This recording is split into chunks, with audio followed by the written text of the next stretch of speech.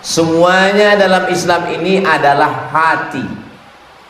Ala fil jasadi mudghah. Ketahuilah di dalam badan tubuh jasad ada segumpal, ada sekepal. Idza salahat salahal jasadu kulluh.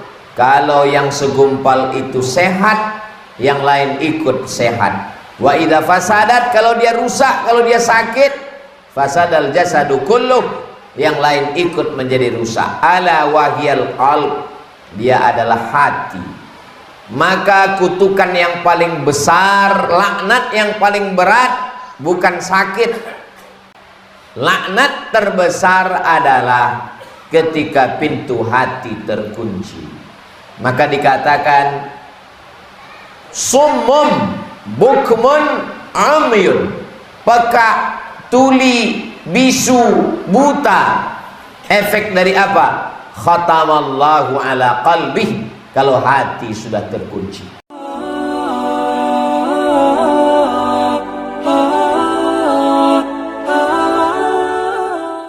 Manusia ini diberikan Allah bekal 3 alat untuk menangkap kebenaran. Yang pertama, innas sam'a, pendengaran.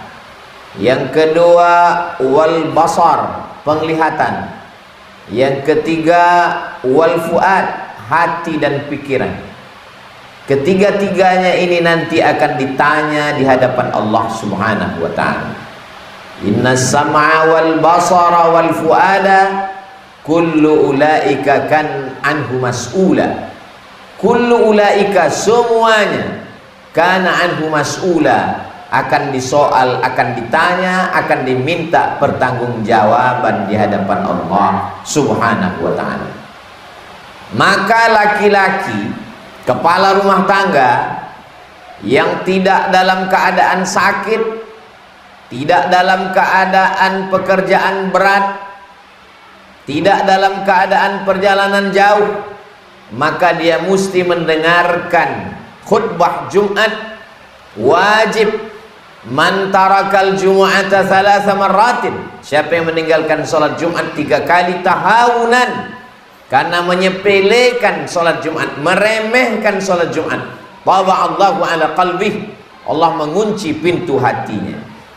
Kenapa akhir dari hadis ini adalah hati? Berawal dari pendengaran.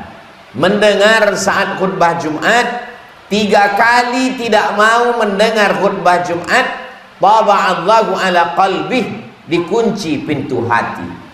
Mengapa tidak dikatakan dipekakkan telinganya? Karena telinga tetap mendengar, tapi tidak sampai ke hati. Semuanya dalam Islam ini adalah hati. Ala fil jasadi mudghah. Ketahuilah di dalam badan tubuh jasad ada segumpal, ada sekepal. Idza salahat salahal jasadu kulluh. Kalau yang segumpal itu sehat, yang lain ikut sehat. Wa idza fasadat, kalau dia rusak, kalau dia sakit, fasadal jasadu kulluh, yang lain ikut menjadi rusak. Ala wahiyal qalb, dia adalah hati. Maka kutukan yang paling besar, laknat yang paling berat bukan sakit. Dulu sebelum Islam datang, orang menganggap penyakit itu laknat. Setelah Islam datang, boleh jadi dengan sakit dosa diampuni, boleh jadi dengan sakit dapat pahala sabar, boleh jadi dengan sakit dapat pahala ridha. Laknat terbesar adalah ketika pintu hati terkunci. Maka dikatakan summum bukmun amyun, peka, tuli, bisu, buta. Efek dari apa? Khatamallahu ala qalbih, kalau hati sudah terkunci. Di hari yang penuh dengan keberkahan, hari Jumat, hari Allah Subhanahu wa ta'ala, kita diminta untuk banyak bersolawat. Kita masih diberikan telinga untuk mendengar, yang tujuannya adalah menghidupkan hati. Hati, kalau mata tugasnya melihat dan memandang, kalau telinga tugasnya mendengar, maka hati adalah merasa. pandai-pandai merasakan perasaan orang lain. Kita sudah melewati nisfu Sya'ban. Sekarang di ujung Sya'ban, ketika Nabi Shallallahu Alaihi Wasallam paling banyak berpuasa di luar Ramadan itu di bulan Sya'ban. Mengapa? Aisyah bertanya. Jawabannya, dzaka syahrun yaghfulu anhu katsirun minan nas. Itulah bulan yang banyak dilupakan orang. Ketika orang banyak lupa, kita ingat, maka kita punya nilai lebih dari orang lain. Mengapa tahajud itu punya nilai lebih? Karena banyak orang tidur, orang lupa, kita tetap ingat. Mengapa amal bulan Sya'ban itu lebih? Karena banyak orang lupa dan Nabi Muhammad Sallallahu Alaihi Wasallam ingat. Ingat itu letaknya di hati dan pikiran. Tugas telinga mendengar, tugas mata melihat dan memandang. Yang didengar oleh telinga sampai ke hati, yang dilihat oleh mata sampai ke hati. Menghidupkan hati dengan banyak mendengar dan banyak melihat. Wa idza quri'al Qur'an, kalau Quran dibacakan, fastami'u lahu, dengar baik-baik. Kenapa disuruh mendengar? Fastami'u lahu wa ansitu la'allakum turhamun, supaya turun rahmat Allah. Apa tanda rahmat Allah itu turun? Hati menjadi hidup. Bukan berarti orang yang pandai membaca Quran, menulis Al-Quran itu cara, jalan, wasilah. Tujuan dari semuanya adalah bagaimana hati itu hidup, bisa merasa. Tanda mata terbuka, bisa melihat. Tanda telinga mendengar, berfungsi, masuk dia ke dalam lubuk hati. Maka ketika orang sudah mengaku beriman, apa tandanya? Hatinya mudah merasakan perasaan orang lain. Maka puncak iman dalam Islam, la yu'minu ahadukum, kamu belum beriman. Kalaupun kamu beriman, imannya belum sempurna. Hatta yuhibba li akhihi, sampai kau bisa merasakan perasaan saudara. Ma yuhibbu li nafsihi, sama seperti yang dia rasakan. Kalau saudara saya itu lapar, maka bagaimana rasa laparnya? Dirasakan dengan puasa Senin Kamis. Sedikit-dikitnya puasa Ayyamul Bait 13, 14, 15. Lebih banyak lagi puasa Nabi Daud alaihissalam, yasumu yauman wa yuftiru yauman, puasa sehari dan makan sehari. Dan ada puasa yang sangat panjang, syahrul Ramadan alladzi unzila fihi al-Qur'an, merasakan perasaan orang lain. Karena lapar tidak bisa didefinisikan dengan kata-kata. Lapar itu mesti dirasakan. Bagaimana rasanya lapar? Tahanlah makan dari mulai terbit fajar azan subuh sampai terbit rona merah azan maghrib. Saat lapar sudah menyentuh ke tangkai jantung, menyentuh lambung, menyentuh hati, maka insya Allah ringan tangan berbagi. Begitu Allah Subhanahu wa ta'ala menyadarkan manusia supaya dia bisa merasakan perasaan orang lain. Idza amma ahadukum, kalau kamu menjadi imam, falyukhaffif, ringankan bacaannya. Mengapa imam disuruh meringankan bacaan? Karena di antara makmum itu fihi mussaghir, ada anak kecil, wal kabir, ada orang tua renta yang tak tahan tegak lama, wadzul hajati, ada orang-orang yang ada hajat, ada keperluan. Itulah mengapa ketika sholat sendirian tahajud malam, Nabi sholat sepanjang-panjangnya. Dalam hadis yang diriwayatkan oleh Sayyidatuna Aisyah radhiyallahu anha, hatta tatafattara qadamahu, sampai bengkak kedua kakinya. Lalu Nabi ditanya oleh Sayyidatuna Aisyah, lima fa'alta hadza ya Rasulullah, mengapa engkau melakukan ini ya Rasulullah? Laqad ghafarallahu laka ma taqaddama min dzambika wa ma ta'akhkhar, dosamu yang lalu, yang sekarang, yang akan datang sudah diampunkan Allah Subhanahu wa ta'ala.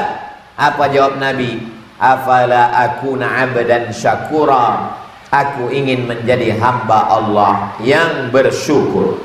Seorang perempuan yang jahat Wanita tunasusila dalam keadaan musafir, dia lihat ada sumur tempat air, dia pun mendekat ke sumur itu untuk minum, mengambil air. Tapi rupanya dia lihat ada seekor anjing yang menjulurkan lidahnya kehausan. Airnya jauh ke dalam sehingga dia tidak bisa minum. Tersentuh hati perempuan itu melihat anjing yang kehausan. Lalu dia ambil air sumur itu dengan sepatunya yang kotor, dia berikan kepada seekor anjing. Empat makhluk ini semuanya kotor. Perempuan ini kotor, jahat, wanita tunasusila. Anjing itu pun juga kotor. Tempat sepatu, tempat air, mengambil air sepatu itu juga kotor. Diberikan kepada binatang yang kotor oleh manusia yang kotor. Tapi Nabi mengatakan perempuan itu diampunkan Allah dosanya. Mengapa? Apa amal dia? Amalnya adalah amal hati, merasakan perasaan makhluk Allah yang kehausan. Ini bukan ajaran Nabi Muhammad SAW. Ini cerita tentang Bani Israel, umat sebelum Nabi Muhammad, yang diceritakan oleh Nabi Muhammad SAW sebagai iktibar pelajaran kepada kita. Mendengar kisah itu, sahabat bertanya, apakah perbuatan baik kepada binatang itu dianggap pahala ya Rasulullah? Apa jawab Nabi? Fi kulli kabidin ratbin sadaqah. Dalam setiap hati yang basah ada nilai sedekah. Apa maksud hati yang basah? Makhluk hidup. Walaupun berbuat baik kepada makhluk hidup, binatang itu haram, tapi kalau itu memberikan kebaikan, maka dia bernilai baik di hadapan Allah Subhanahu wa ta'ala. Kalau merasakan perasaan hewan saja pun dapat pahala, bagaimana dengan merasakan perasaan orang yang beriman? Hari ini kita tidak kekurangan orang yang sholat di masjid. Masjid banyak, penuh, jamaahnya ramai, melimpah ruah. Hari ini kita tidak kekurangan jamaah haji dan umrah. Jamaah haji menunggu kuota 20 tahun. Jamaah umrah penuh airport setiap hari, tidak pernah kosong. Kita tidak pernah kekurangan jamaah zikir, Maulid Nabi, Isra Mi'raj, tablik akbar, penuh semuanya, tanah lapang dan stadion. Kita hari ini krisis kekurangan orang yang pandai merasakan perasaan orang lain. Itulah perlunya kita mengasah. Bagaimana cara menghidupkan rasa ini? Paling tidak Nabi mengajarkan ada 5 cara. Yang pertama, at-tafakkur sa'ah, bertafakkur sesaat, merenung sejenak, waqfah ma'an nafsi, berhenti. Itulah mengapa kita disuruh bangun malam untuk merenung. Siang kita terlalu sibuk, belum lagi selesai satu pekerjaan, datang pekerjaan yang lain. Semakin canggih alat telekomunikasi, semakin sibuk pikiran kita, sampai kita tidak sempat merasa. Jangankan merasakan perasaan orang lain, merasakan perasaan kita sendiri pun kita tidak pernah. Kenapa? Karena terlalu sibuk. Maka di tengah malam, wa minal laili fatahajjad, bangunlah di tengah malam. Apa sebetulnya isi daripada sholat? Sholat itu adalah khusyuk. Khusyuk itu adalah kesadaran. Kesadaran itu adalah perenungan. Di dalam sholat kita disuruh, inna sholati wa nusuki wa mahyaya wa mamati lillahi rabbil alamin. Maka kita merenung sejenak. At-tafakkur sa'ah, berpikir sesaat, khairum min qiyami laylah, lebih baik daripada tahajud sepanjang malam. Jadi kalau kita mau hidup rasa ini, maka kita bertafakkur, berpikir sesaat. Yang kedua, kita diperintahkan merasakan perasaan orang lain, maka berpuasa sunat, mengqadha puasa yang tinggal. Idzan tasafa Sya'ban fala tasum. Kalau sudah masuk bulan Sya'ban jangan puasa lagi. Kalau sudah lewat nisfu Sya'ban jangan puasa sunat. Maksudnya tidak boleh puasa sunat bagi orang yang memang belum terbiasa puasa sunat karena sudah lewat nisfu Sya'ban. Tapi bagi orang yang mengqadha puasa yang tinggal, walaupun sudah lewat nisfu Sya'ban, di akhir Sya'ban tetap boleh. Kenapa? Mengganti puasa yang tinggal, dilanjutkan dengan puasa Ramadan. Tujuannya adalah merasakan perasaan orang lain. Yang ketiga, bagaimana cara kita merasakan perasaan orang lain? Datang seorang yang hatinya keras, lalu kemudian kata Nabi, kalau kau ingin melembutkan hatimu, at'imil masakin, kasih makan orang miskin, wamsah ra'sal yatim, usap sapu kepala anak yatim. Kita hanya memberi makanan, kita transfer, bagus, tapi kita tidak mendapatkan sunnahnya. Kita belikan nasi, kita bawa ke panti asuhan, bawa anak istri, jalan-jalan ke danau, ke mall, ke tempat yang bagus, tidak salah. Tapi sekali-sekali pergi ke panti jompo, pergi ke panti asuhan, usap kepala anak yatim, belikan makanan yang sama dengan yang kita makan. Itu salah satu cara menghidupkan hati kita sesuai yang diajarkan oleh Nabi Muhammad sallallahu alaihi wasallam. Yang keempat, bagaimana cara menghidupkan hati ini? Hati ini akan hidup kalau dia makan makanan yang halal. Sepiring makanan yang halal berubah menjadi setetes darah. Setetes darah akan masuk ke dalam jantung. Jantung menghembuskan darah yang halal. Itulah akan menyembur ke mata. Mata melihat yang halal.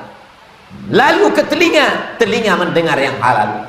Kenapa ada orang tidak tertarik mendengar yang halal, melihat yang halal? Karena pikirannya dipenuhi oleh darah yang haram. Nasiyatin, ubun-ubun. Kadzibatin, pembohong. Khati'atin, penjahat. Kenapa ubun-ubunnya pembohong, ubun-ubunnya penjahat? Padahal yang bohong lidah, yang jahat kemaluan. Tapi kenapa dalam ayat ini dikatakan ubun-ubun? Ubun-ubun adalah bagian kepala depan, otak. Otak yang berpikir jahat, otak pembohong. Kenapa? Karena darah yang diterima otak dari jantung adalah darah kotor. Dari mana datang darah? Dari jantung. Jantung dapat darah dari mana? Dari makanan. Kulu, makanlah min thayyibat, yang baik-baik. Kalau mau berpikir baik, merenung baik, hati baik, jangan kasih makan haram. Makanan haram menghijab kita dari merasakan perasaan orang lain. Kenapa ada orang kaya yang kikir, bakhil, pelit, tidak pernah ada rasa kasih sayang dalam hatinya? Salah satu penyebabnya adalah karena terlalu banyak makan haram. Kenapa ada penguasa zalim, aniaya, tak memikirkan orang lain? Di antara penyebabnya adalah karena makan haram, menyebabkan hati hitam, menyebabkan pikiran hitam. Kalau sudah hati gelap, pikiran gelap, mata gelap, telinga tak mendengar. Kalau sudah telinga tak mendengar, mata tak melihat, maka kata Allah, ulaika, mereka itu, qulubun la yafqahuna biha, punya hati tapi tak dapat merasakan perasaan orang lain. Adhanun la yasma'una biha, punya telinga tapi tak dapat mendengar yang baik-baik. Mereka punya pandangan, la yubsiruna biha, tidak dapat melihat yang baik-baik. Ulaika kal an'am, mereka seperti binatang, bal hum adall, bahkan lebih hina daripada binatang. Yang terakhir, yang kelima, menghidupkan hati dengan doa. Allahumma ja'al fi qalbi nura. Doa Nabi dalam sholat tahajud, jadikan hatiku ini cahaya. Dengan cahaya itulah kita bisa membedakan mana yang hak, mana yang batil, mana yang bengkok, mana yang lurus, mana yang baik, mana yang salah. Wa fi sam'i nura, dalam telingaku ada cahaya. Wa fi basari nura, dalam pandangan mataku ada cahaya. Wa an yamini nura, sebelah kananku cahaya. Wa an yasari nura, ada cahaya. Wa an amami nura, dari depan cahaya. Wa min khalfi nura, belakang cahaya. Wa min fawqi nura, atas cahaya. Wa min tahti nura, waj'al li nura, berikan aku cahaya. Ad-du'a silahul mu'min, berdoa kepada Allah, ya muqallibal qulub, engkau yang membolak-balikkan hati, sabbit qulubana, kokohkan hati kami.